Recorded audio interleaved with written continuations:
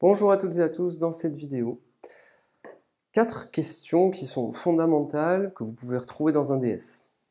Un encadrement, déterminer les extrémums d'une fonction, le nombre d'équations, de solutions qu'admet une équation sur un intervalle donné, déterminer le nombre d'antécédents d'une valeur par f. Ces 4 questions-là, ce sont 4 questions que vous pouvez retrouver lors d'un DS. Il faut absolument savoir les faire. Alors, encadrer f de x, ça veut dire quoi? Ça veut dire qu'à chaque fois, ici, regardez bien, ici vous avez une valeur de x, et là vous avez l'image de x par f, donc là, ici, vous lisez f de x. Ce qu'on vous demande, c'est d'encadrer f de x, c'est-à-dire de trouver des valeurs ici et ici, et je veux savoir entre quoi et quoi f de x est compris. Eh bien, regardez, f de x, c'est toujours plus grand que moins 7, et c'est toujours plus petit que 6. Vous voyez ici, au maximum, on est à 6, moins 1, moins 7, voilà. Ça, c'est un encadrement de f de x. On essaie d'avoir un encadrement le plus fin possible, parce que ça n'aurait pas de sens que d'écrire sur la copie f de x est plus petit que 1000 et plus grand que moins 1000. Ça n'aurait pas forcément d'intérêt. L'idée, c'est d'être au plus près et d'avoir les valeurs les plus proches, et de coller au plus près, tout simplement, de f de x. Question 2.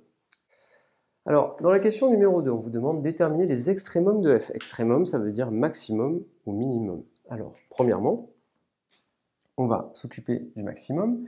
F admet un maximum. Alors, on observe la courbe ici, et là, vous voyez que la valeur maximale, c'est 6. Vous imaginez que vous êtes parti en voyage, ça c'est le jour où vous êtes arrivé, là c'est le jour où vous êtes parti, et ça ce sont les températures qui fluctuent tout au long de votre voyage. C'est un petit peu ça l'idée. Donc on va dire que f admet un maximum en combien? En 5, qui vaut 6. On va partir maintenant sur le minimum. Alors la valeur la plus petite, quelle a été la température la plus froide? La température la plus froide, c'était moins 7. On peut l'imaginer comme ça. Eh bien, f admet un minimum.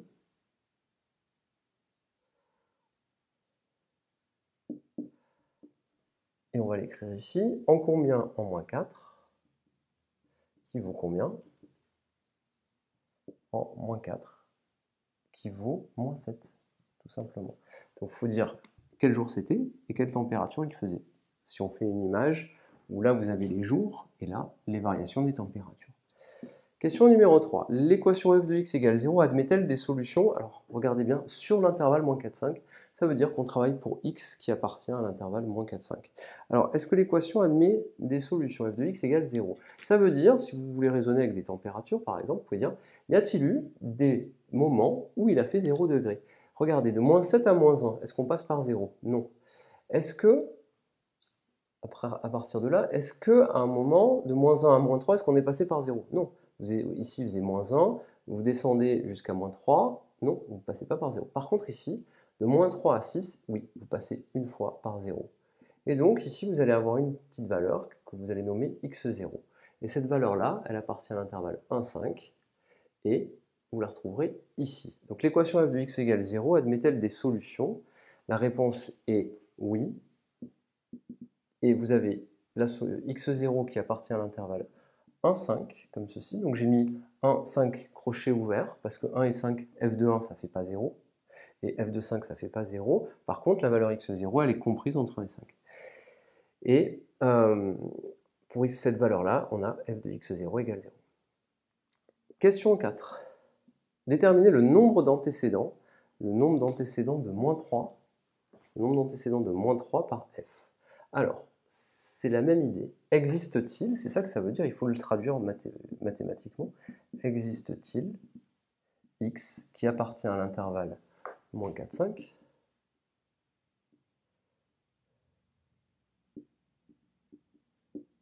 tel que f de x égale 0, f de x égale moins 3.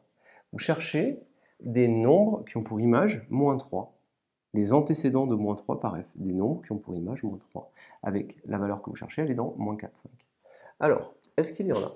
Entre moins 7 et moins 1, ah ben oui, il y a moins 3. Ici, il y a moins 3.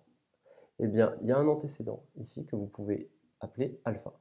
F de alpha vaut moins 3 parce qu'en effet, ce nombre-là a pour image moins 3. Et en effet, entre moins 7 et moins 1, vous trouvez moins 3. Moins 3, qui est ici, lui aussi, il a un antécédent qu'on peut identifier tout de suite, qui est 1. Et de moins 3 à 6, eh bien, on n'a plus de valeur. On ne passe pas par moins 3. Donc, la réponse, c'est oui. On a deux antécédents. On va les donner. On va donner alpha qui appartient à l'intervalle moins 4, 0. Donc, un antécédent qui a pour image moins 3. Et un autre qui est 1. Et on a 1 et 1. Et on va justifier pourquoi, car f de 1 égale 3, égale moins 3, pardon, et ça c'est écrit dans l'énoncé. L'image de 1 par f, c'est moins 3. L'image de alpha par f, c'est moins 3 aussi. Voilà 4 questions qui sont fondamentales, que vous devez savoir résoudre pour un devoir que vous pourrez avoir en seconde sur le tableau de variation, le sens de variation des fonctions, image antécédent, encadrer une fonction. Ce sont 4 notions qu'il faut absolument savoir. Je vous laisse l'énoncer ici. Vous pouvez, si vous le désirez, mettre pause et puis refaire l'exercice. C'est une possibilité pour vous entraîner. Je vous remercie et à bientôt.